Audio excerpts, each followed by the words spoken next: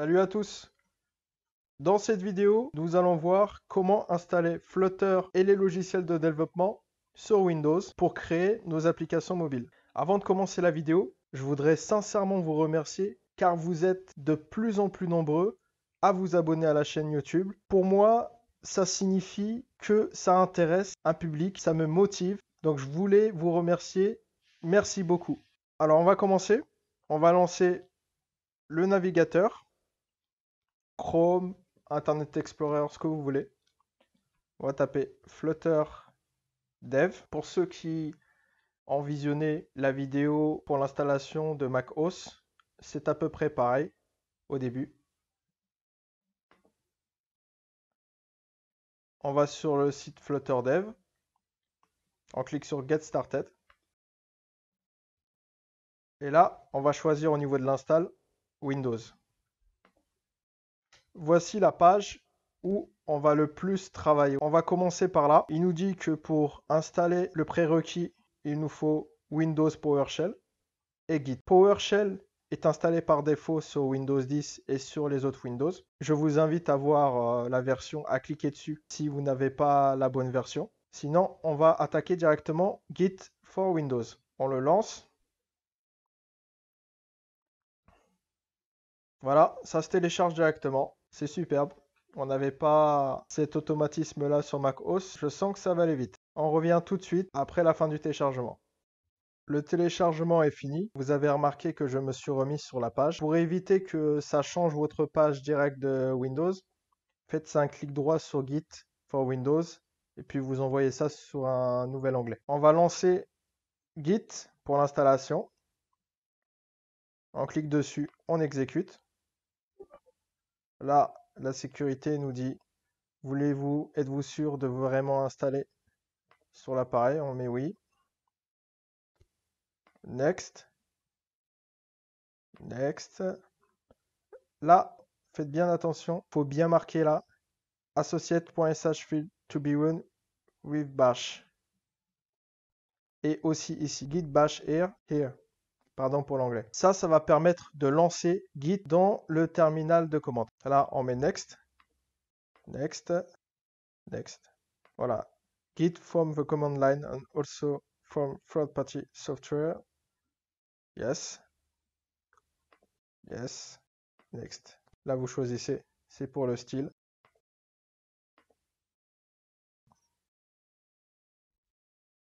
Ok, on est bon. Finish. On va tester, voir si on a bien configuré, on a bien installé Git pour qu'il fonctionne sur l'invite de commande. Là, on va aller chercher notre invite de commande. Voilà, vous l'avez là. On clique dessus. Et on va aller taper juste Git. Voilà, s'il fonctionne correctement, vous avez ces informations-là qui s'affichent. Ça, on va mettre de côté. On va le réutiliser après. Donc, pour ici, c'est bon. On a bien rempli les prérequis. On a tout ce qu'il faut pour commencer. On va passer à l'installation du SDK, au téléchargement du SDK de Flutter. Pour ce faire, on va créer un dossier là où vous voulez. Moi, de mon côté, je vais le créer dans Documents. Document. Hop. Nouveau dossier. On va l'appeler Dev. Et ce qu'on va faire, c'est qu'on va télécharger Flutter dans ce dossier-là. Donc là, on revient. On va lancer l'invite de commande ici. Cliquez sur Git bash here. Donc ça, c'est l'invite de commande qui est fourni par Git. Vous pouvez aussi utiliser l'invite de commande classique de Windows. Les deux marcheront. Là, ça permet directement d'atterrir sur le dossier désiré. On va taper la commande qui est indiquée là. Cette commande-là va télécharger la version stable. Si vous cliquez ici, on va le faire tout de suite, vous avez les différentes versions qui sont indiquées là. Donc vous pouvez télécharger soit la version stable, la version bêta, dev ou la version master, version principale. Ça, c'est ce qu'on appelle des channels. Vous prenez votre commande git qui est ici et on va la taper. Tapez git, voilà, exactement la commande qui est là pour avoir le canal stable de Flutter. Lancez la commande. Ça va télécharger pas mal de fichiers. Il y en a au moins pour 300 mots. Donc on revient tout de suite. Le téléchargement vient de finir. Je vais vous montrer, avant de passer à la prochaine étape, une petite astuce. Vous avez la possibilité de cliquer aussi ici. Vous avez une interface graphique.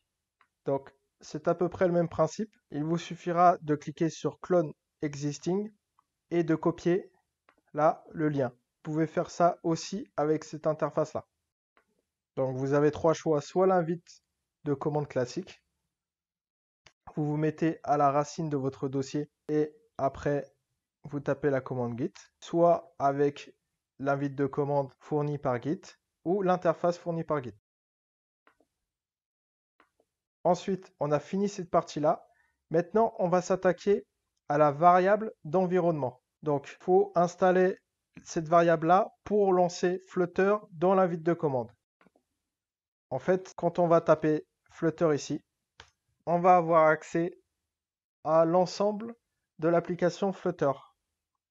Là, pour l'instant, il nous dit que Flutter n'est pas reconnu en tant que commande interne, ce qui est normal, car on n'a pas encore mis la variable d'environnement. Pour installer ça, on va taper ici env. Ça va nous mettre modifier les variables d'environnement système. On clique dessus. On va dans variables d'environnement. Et on regarde là. Là, ce qu'il nous dit, sous les variables d'utilisateur, vérifiez qu'il y a une entrée appelée path. Si c'est le cas, rajoutez Flutterbean avec bien sûr le chemin complet. Si ce n'est pas le cas, il faut la créer, puis rajouter Flutterbean. Donc là, on revient, on regarde, il y a bien une variable path, on clique dessus, et là nous allons rajouter le dossier flutter/bin. Pour ce faire, on se remet, on reva dans notre document, on va cliquer là, sur le dossier dev, où j'ai téléchargé Flutter. On va dans le dossier Flutter, et on va sélectionner bin, pour voir le chemin complet jusqu'à bin. Là, vous avez le chemin complet. On clique là, CTRL-C pour copier, et on va le mettre dans la variable environnement. On va sur variable environnement, tac, paf, on rajoute en dessous un CTRL-V. OK. OK. OK. Là, on va essayer, on va voir si c'est bon. Pour ce faire, il nous dit qu'il faut fermer et réouvrir la console Windows, l'invite de terminal, ici présent. On ferme, on tape invite de commande, Flutter, et voilà, ça marche. On va fermer parce que c'est pas ce qu'on veut. Terminer le programme, oui. Si vous avez encore l'histoire Flutter n'est pas reconnu, il faut refaire les étapes précédentes avec le chemin complet. Vérifiez bien votre chemin, qu'il aille bien jusqu'à bin.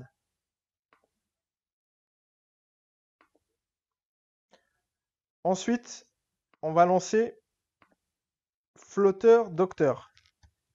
Cette commande-là va nous permettre de savoir qu'est-ce qu'on doit installer, qu'est-ce qu'il nous reste à installer pour que Flutter fonctionne correctement. On lance Flutter Doctor.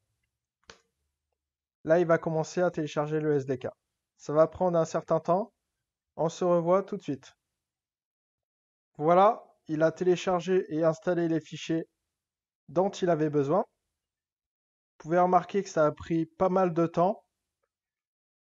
Selon votre connexion Internet, ça prendra plus ou moins de temps.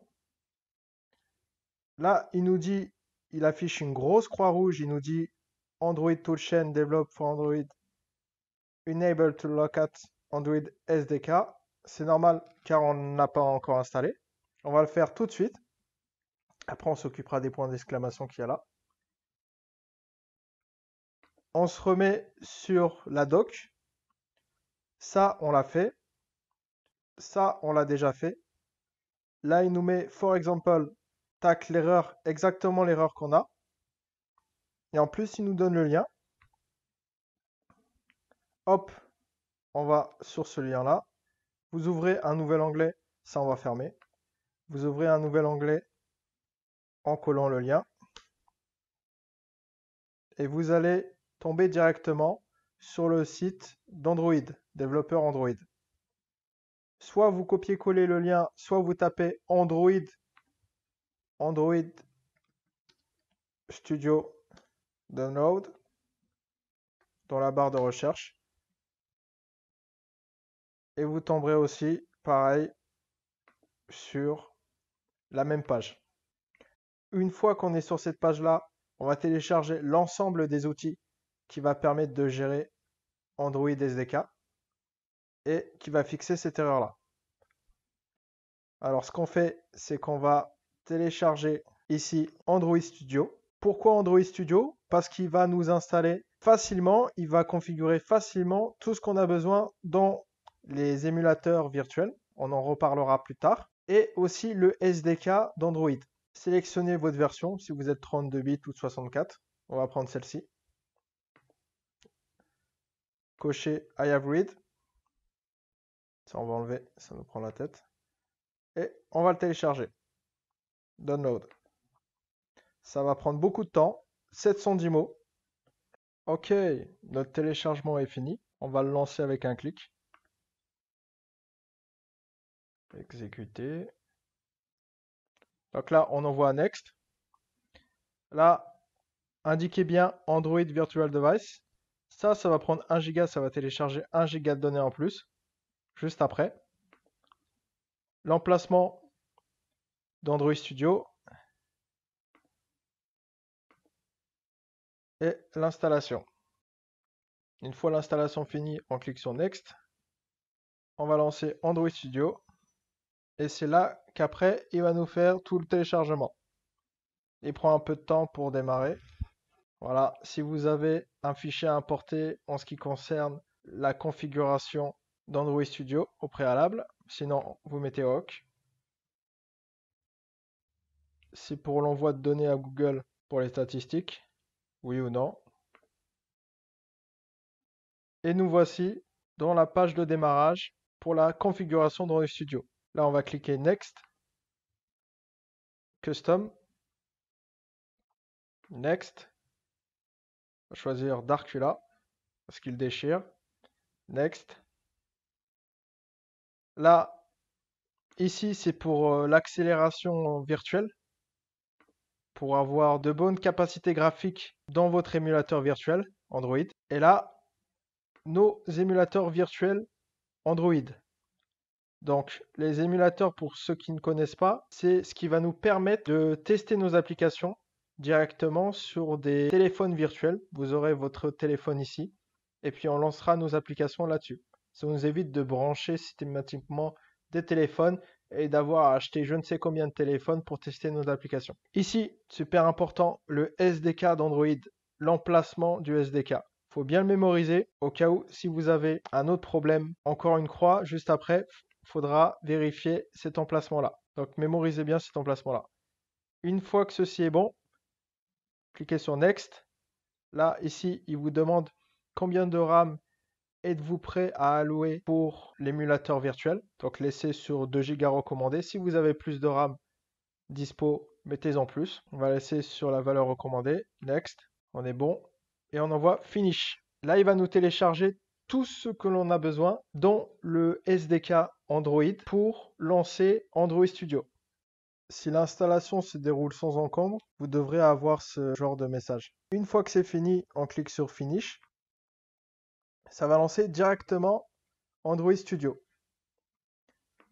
Là, on va repasser sur l'invite de commande. On va retaper notre cher Flutter Docteur pour voir où on en est si la croix a disparu. Ok, donc là, on n'a plus la croix, on a le point d'exclamation, mais il nous dit les licences ne sont pas acceptées. Pour résoudre cela, lancez Flutter Docteur Android licence. On va faire ça tout de suite. on prend la commande, on fait un CTRL-C et on va la recoller ici. On va relancer et on va accepter les licences. Donc là, yes. Vous pouvez lire, c'est les licences d'utilisation d'Android. Yes. Vous mettez yes à tout.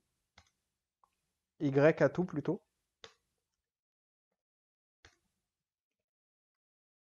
Là, c'est fini. On va relancer Flutter Doctor pour voir ce qu'il nous dit maintenant. Parfait. C'est passé au vert. On va finir cela. Là, il nous dit pour Android Studio, il manque les plugins Flutter et Dart. On va installer ça tout de suite. Pour cela, mettez-vous sur l'application Android Studio. Vous allez dans Configure plugins. Vous allez taper Flutter ici. Entrée. Et on va installer ici Flutter. On met Accept. Il nous demande si on veut installer Dart en plus, mais oui. Comme ça, il va installer les deux. Parfait. On redémarre Android Studio.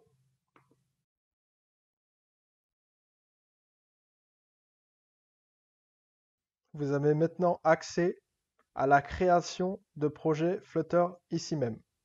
Start a new Flutter project. On va fermer ça. On va relancer Flutter Doctor, voir ce qu'il nous dit, s'il a bien enlevé ce point d'exclamation. Et on va s'attaquer à l'installation de VS Code. Nickel, là il nous dit Android Studio installé. Il n'y a plus de problème avec les plugins. On va installer VS Code. Pour ce faire, on se remet sur le navigateur. On va chercher VS Code dans la barre de recherche. Cliquez ici, Download Visual Studio Code. On ferme ça. Et on va installer pour notre version. Le téléchargement va se lancer directement. Et on revient tout de suite quand c'est fini. On double-clique dessus. Ça, on peut fermer.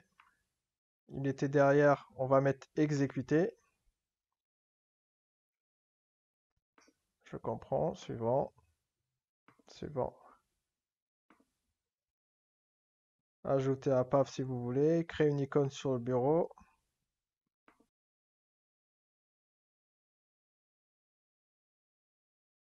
Et voilà. Vous avez maintenant Visual Studio Code installé sur votre Windows. Il manque juste une chose pour clôturer. C'est les extensions Flutter et Dart comme sur Android Studio. Pour les installer, on va ici au niveau de extensions et on va chercher Flutter qui est ici, le premier. On l'installe avec le petit bouton là. Il va installer Dart en même temps normalement. On vérifie ça. On met Dart. Et vous voyez qu'il est installé aussi. Parfait. On peut fermer ça. On relance Flutter Doctor pour voir s'il détecte tout. C'est parfait. Il a détecté Android Studio et VS Code avec les plugins installés. On a installé tous les logiciels pour commencer à créer nos applications. Il ne reste plus qu'à commencer à créer une application. Dans la prochaine vidéo, nous commencerons à créer notre première application avec VS Code. À très vite.